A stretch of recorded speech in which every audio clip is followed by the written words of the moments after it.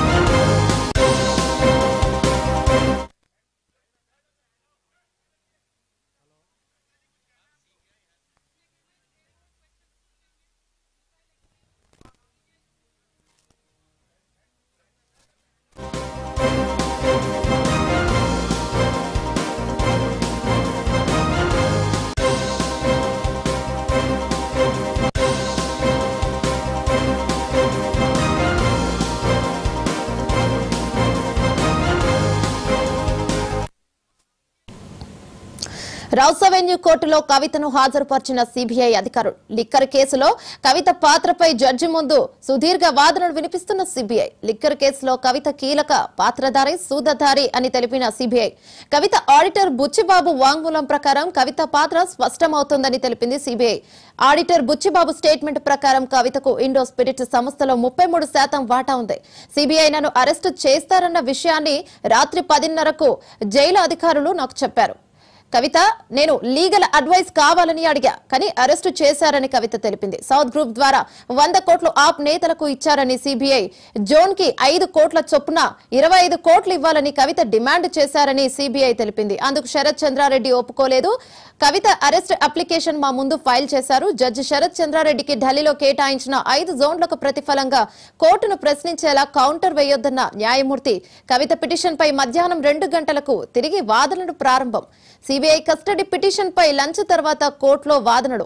దీనిపై మరింత సమాచారం అందించడానికి మా ప్లానింగ్ ఎడిటర్ సురేష్ లైన్ లో ఉన్నారు. సురేష్, చెప్పండి.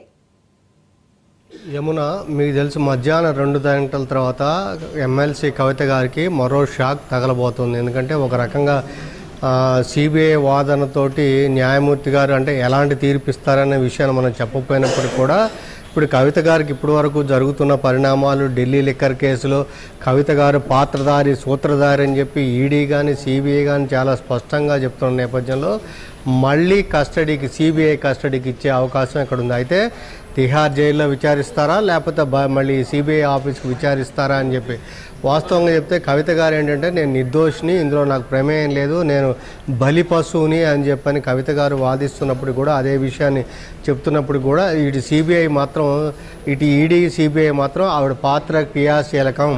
సో సౌత్ గ్రూప్లో కవిత గారి కీలక పాత్ర, ఎక్కువ బెనిఫిషరీ, మేజర్ బెనిఫిషరీ సౌత్ గ్రూప్లో కూడా కవిత గారు అని చెప్తూ మీకు తెలుసు ఢిల్లీ లిక్కర్ పాలసీ ప్రైవేట్ రంగానికి సంబంధించి ముందుగానే గ్రూప్ ఆఫ్ మినిస్టర్స్కి సంబంధించి ఇంకా అప్రూవ్ కాకుండా మొత్తం కాకుండానే కొంత పార్ట్ గోరంట్ల బుచ్చిబాబు ఆయన ఫోన్ ఉందంట, అంటే కవిత గారికి వచ్చింది. అది ఎలా తెలిసింది? గోరంట్ల బుచ్చిబాబు గారి ఫోన్ని సిబిఐ కానీ ఈడీ కానీ విశ్లేషించినప్పుడు కొన్ని పార్ట్లు, అంటే ఆ లిక్కర్ పాలసీకి సంబంధించిన పార్ట్లు ముందుగానే మనకి గోరంట్ల బుచ్చిబాబు గారికి వచ్చింది. అంటే ఆ రకంగా కవిత గారికి వచ్చింది. అదే విషయాన్ని గోరంట్ల బుచ్చిబాబు గారు అంగీకరించారని చెప్పి సిబిఐ చెప్తుంది. అంటే పాలసీ తయారీకి ముందే 100 కోట్ల రూపాయలు సౌత్ గ్రూప్ నుంచి ఇవ్వడం వల్ల సో దానికి ఫలితంగా అంటే బెనిఫిట్ రావాలంటే ఊరినే ఎవరైనా ఎందుకు ఇస్తారు, ఇవ్వరు కదా, దాని నుంచి ఆల్టర్నేట్గా ఇవ్వడానికి 12% ప్రాఫిట్ మార్జిన్, అంటే హోల్సేల్ లిక్కర్ పాలసీకి 12% ప్రాఫిట్ మార్జిన్ నిర్ణయించడానికి సంబంధించిన లిక్కర్ పాలసీ ముందుగానే కవిత గారికి వచ్చింది. సో ఇది ప్రధాన అభియోగం. సో దాన్ని సిబిఐ దానికి చాలా స్పష్టంగా చెప్తుంది. కాబట్టి కవిత గారికి ఇందులో పాత్ర ఉంది, ఈ రకంగానే ఉంది అని చెప్పి అప్రూవ్ చేస్తూ, ఇంకా ఈడీ ఏంటంటే మేజర్ బెనిఫిషరీ వీళ్ళే అని చెప్పి మన కవిత గారే అని చెప్పి ఆ రకంగా స్టేట్మెంట్స్ చెప్పారు. మాగుంట శ్రీనివాసరెడ్డి గారు, మాగుంట రాఘవ గారు, ఇప్పుడు మాగుంట శ్రీనివాసరెడ్డి గారు చెప్పారు. ఏమని చెప్పారు?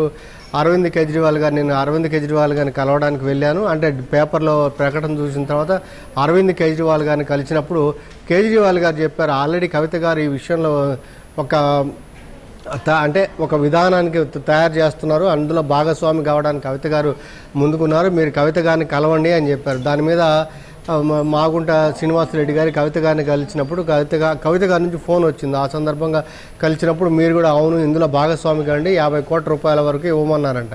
సో ఆ రకంగా తర్వాత మాగుంట రాఘవ గారు ఏం చెప్పారు, తాను 25 కోట్ల రూపాయల క్యాష్ నగదు రూపంలో తన వాటా కింద ఆ రకంగా ముందుగానే ఇచ్చినట్టుగా చెప్పారు. ఆ అమౌంటే హవాలా రూపంలో గోవా ఎలక్షన్స్కి వెళ్ళాయని చాలా స్పష్టంగా వివరాలన్నీ కూడా అప్పుడు ఈడీ చెప్పారు. ఇప్పుడు ఏంటంటే అసలు క్రైమ్ పాలసీ తయారీ ఫ్రేమ్వర్క్లో ఉందని చెప్పారు. అయితే మీకు తెలిసి ఇప్పుడు గత నెల ఈడీ 15వ తారీఖు అరెస్ట్ చేయడం, ఇప్పుడు తర్వాత 10 రోజులు కస్టడీ తీసుకోవడం, ఇప్పుడు జ్యుడిషియల్ రిమాండ్లో 23 వరకు కూడా తిహార్ జైల్లోనే జ్యుడిషియల్ కస్టడీలో ఉన్న నేపథ్యంలోనే మొన్న 6వ తేదీన సిబిఐ కవిత గారిని విచారించింది, ఇంట్రాగేట్ చేసింది. అంటే అప్పుడు కోర్టు అనుమతి తీసుకొని ఇంట్రాగేట్ చేసింది.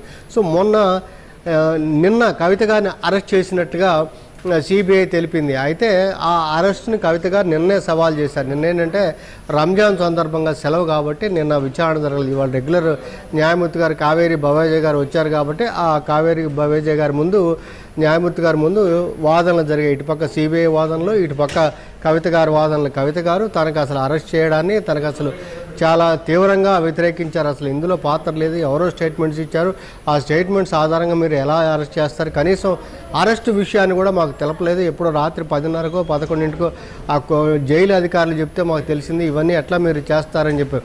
అంటే పీటీ వారెంట్, అంటే ప్రిజన్ వారెంట్ ద్వారా ఆ రకంగా అరెస్ట్ చేసినట్టుగా వాళ్ళు సిబిఐ వాళ్ళు తెలిపారు. మొత్తానికి ఇప్పుడు ఇరువైపుల వాదనలు విన్న న్యాయమూర్తి మధ్యాహ్నం 2 గంటలకి తన ఆర్డర్ను, తన తీర్పును ఇవ్వబోతున్నారంటే సిబిఐ కస్టడీకి ఇవ్వటమా, లేకపోతే కవిత గారు వాదించినట్లుగా దానికి కవిత గారికి అనుకూలంగా ఆర్డర్ ఇస్తారని మధ్యాహ్నం చూడాలి. కానీ ఇప్పుడు జరిగిన పరిణామాలను చూస్తే సో సిబిఐ కస్టడీకి ఆల్రెడీ ఈడీ కస్టడీకి ఇచ్చారు కాబట్టి ఇప్పుడు సిబిఐ కస్టడీకి ఇచ్చే అవకాశం ఉంది. మీకు తెలుసు మనీష్ సిసోడియాని అలానే ఇచ్చారు. తర్వాత మనకి ఇప్పుడు ఈడీ కస్టడీలో నిన్నటిదాకా మనకి అరవింద్ కేజ్రీవాల్ గారు కూడా ఈడీ కస్టడీలో ఉన్నారు. ఆయన కూడా ఇప్పుడు తిహార్ జైల్లో ఉన్నారు. అప్పుడు కూడా ఈడీ మళ్ళీ చెప్పింది కేజ్రీవాల్ గారిని అవసరమైతే మళ్ళీ కస్టడీకి ఇస్తాం. ఎందుకంటే అక్కడ కూడా కేజ్రీవాల్ గారు కూడా చెప్పట్లేదు, ఇక్కడ కవిత గారు చెప్పట్లేదు. కవిత గారేమో నన్ను ఒత్తిడి చేస్తున్నారు, అప్రూవర్గా మారమంటున్నారు, కాబట్టి నేను అప్రూవర్గా మారనని కవిత గారు చెప్తున్నారు. ఈ వాదనలు ఈ నేపథ్యంలో ఇవాళ ఒకవైపు ఈ ఆర్డర్ రావడం ఒక కీలకం అయితే, రేపు 16వ తేదీన